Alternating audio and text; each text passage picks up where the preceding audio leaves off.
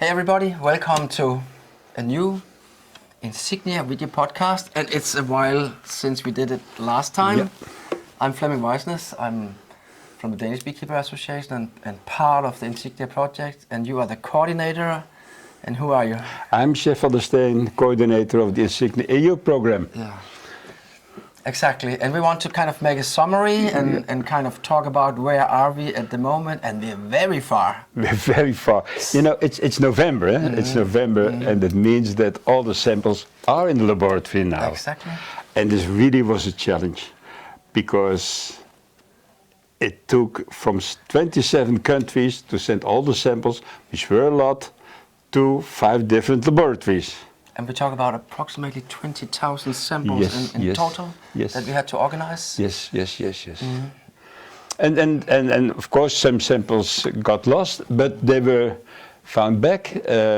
Today I got an email from the national coordinator from Luxembourg, who did send some grids to Wageningen. And they disappeared? They disappeared, but then they were returned to Luxembourg, so they were sent again. So at the end, everything is okay. But bottom line, we have to say everybody's complaining about the couriers that are transporting our samples from A to B, and they did a relatively good job. And relatively means that more or less all samples are there. Yeah.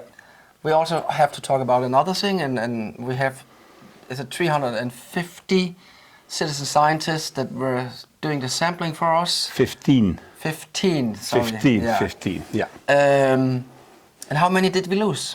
I mean, I have not complete all the data. We're investigating it now, but as far as I know, I'm thinking about maybe 4 or 5, which is extremely low. But we did really not lose people because they said, "No, we're surprised." No. It was simply people that got sick. Something you could say more or less dramatic had happened in their life, and therefore they kind of had to cancel. So we're really on the 99% or 98% of getting all the samples from the citizen scientists out there. And sometimes there were no samples because of the weather or whatever. But that was part of the game. We knew it. So more or less we do have our 20,000 samples, which means, by the way, that there are about 60,000 analyses due to checks and balances and confirmations, etc. So they're running it now, and the laboratories are sending me now all the information of missing samples.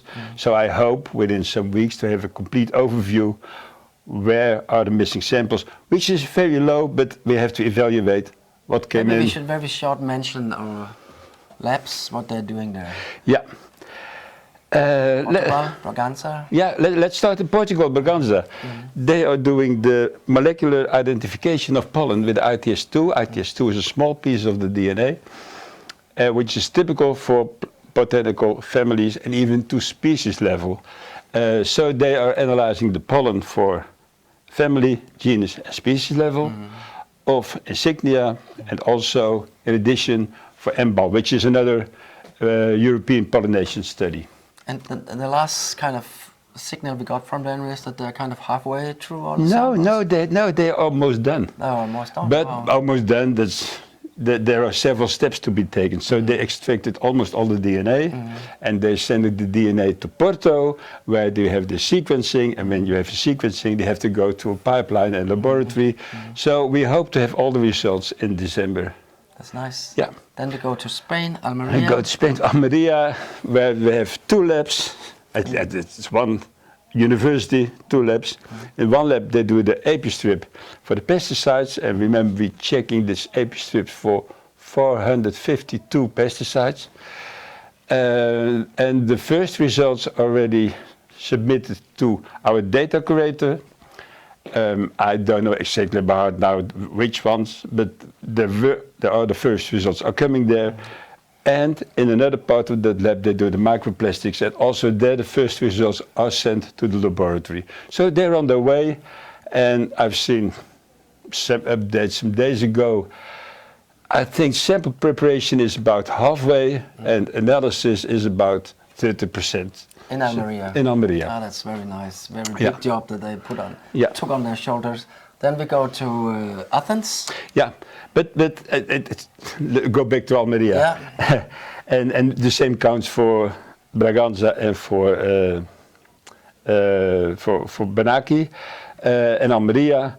We're talking about the laboratory, but actually when you talk about the laboratory, it's about people. And on every step, epi-strip, pesticides analysis, the DNA extraction, the whatever, there are approximately about 10 people working constantly on that.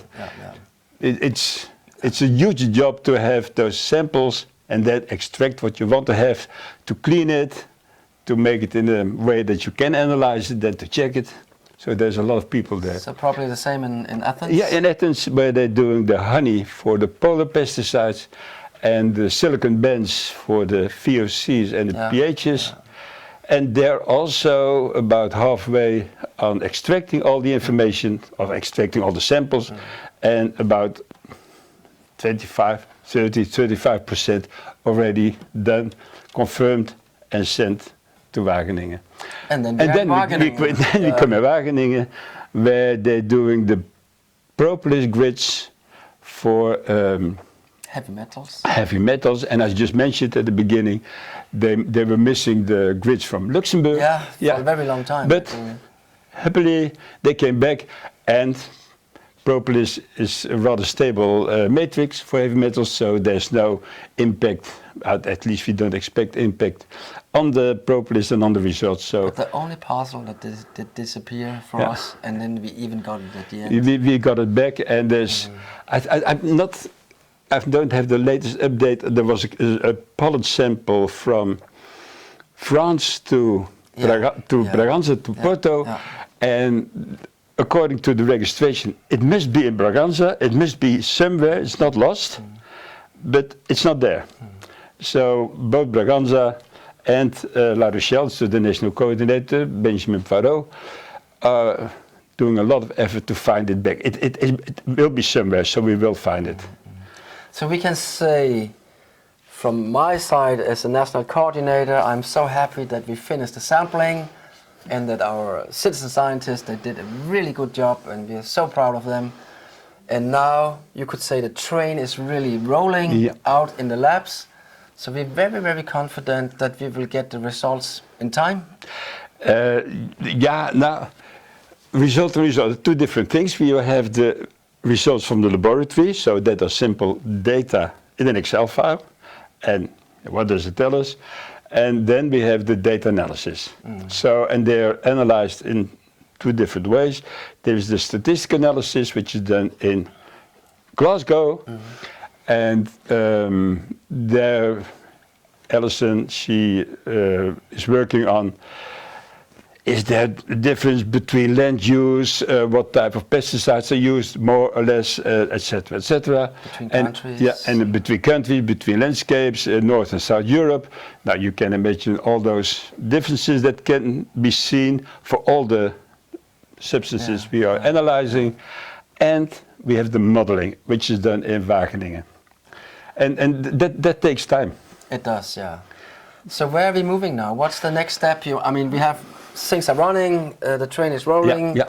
And what are the next important steps in the project? There are two important steps. The next step is to show our gratitude to the beekeepers who did all the sampling by giving them certificates, handing over certificates, and some small gifts, small gadgets to show our gratitude to them.